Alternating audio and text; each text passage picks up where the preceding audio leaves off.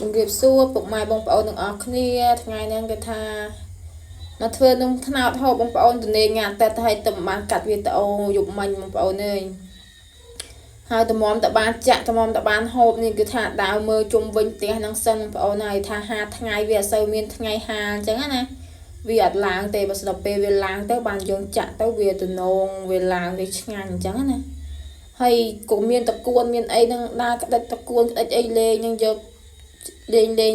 ច្រើនពេកយកបានតែស្លោបានមួយចានបងប្អូនមើលភ្លៀង1មេ2មេមកវាលាស់កន្លះខ្ចីលវក់ត្មងណាតកួននៅផ្ទះខ្ញុំហ្នឹងលើទួលបងប្អូន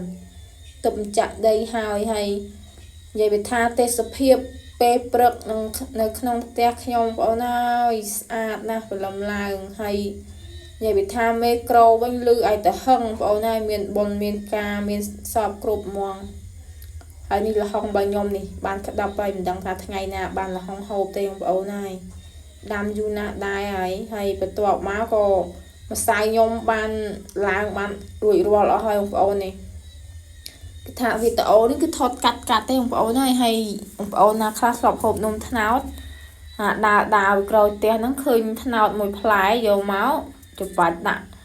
ហាលវាបងប្អូនហាលកាន់ម្សៅកាន់អីហាលទៅវាឡើងណាពេលនេះអានេះខ្ញុំចាក់បានខ្លះហើយយកទៅមៀបវាឲ្យត្រជាក់ទុកហូបចឹងបងប្អូនហើយនិយាយពីថាចាក់យូរទៅស្រួលទៅចាក់យូរទៅស្រួលទៅវាឡើងបាត់មានមេមានអីដាក់ទេគឺថា5ថ្ងៃហើយថ្ងៃក៏មិនសូវមានដែរបងប្អូនមេឃវាចង់តែភ្លៀងហើយដាក់ខ្លាញ់ដាក់ខ្ទះចង់មកនេះចាក់ឈុលយកទៅបងប្អូនអើយហើយជាមួយនឹងដូងខ្ចី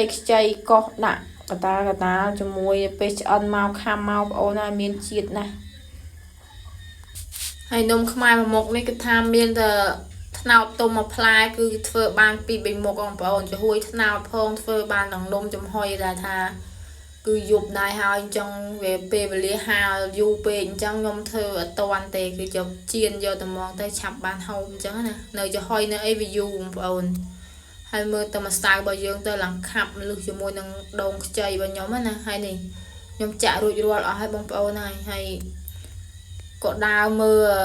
ខ្នោទុំនេះចិត្តទុំហីបងប្អូនមើលនេះ2 3 4 5ហើយដើមឡើងទូចតម្រាំទៅនំយើងបានត្រជាក់យកទៅហូបទាំងអស់គ្នាអញ្ចឹងណាបងប្អូនហើយចែកម្នាក់ឲ្យផ្ទះមកឲ្យផ្ទះហើយនំខ្ញុំរួចរាល់អស់ហើយបងប្អូនមកភ្លក់ជាមួយខ្ញុំទាំងអស់គ្នាណាខ្ញុំមិនមែនភ្លក់ទេគឺខ្ញុំហូបចូលទៅមកគឺថាឃ្លានយូរដែរបងប្អូនហើយតម្រាំដល់រដូវថ្នោតទុំណាថ្នោតនោះបងប្អូនមើលតែវីដេអូខាងក្រោយទៅដឹងឲ្យឡើងមកជួពីជួសិតតែថ្នោតបងប្អូនហើយវាពេលវេលាវាប្រើយូរអញ្ចឹងហើយតម្រាំតែបានហូបអញ្ចឹងយើងបួងយកតែហ្មងទៅបងប្អូនអើយហើយវីដេអូចែករំលែកដើម្បីគ្រួសារក៏មានអីច្រើនណាស់បងប្អូនសូមអធិស្ឋានមានខុសឆ្គងអី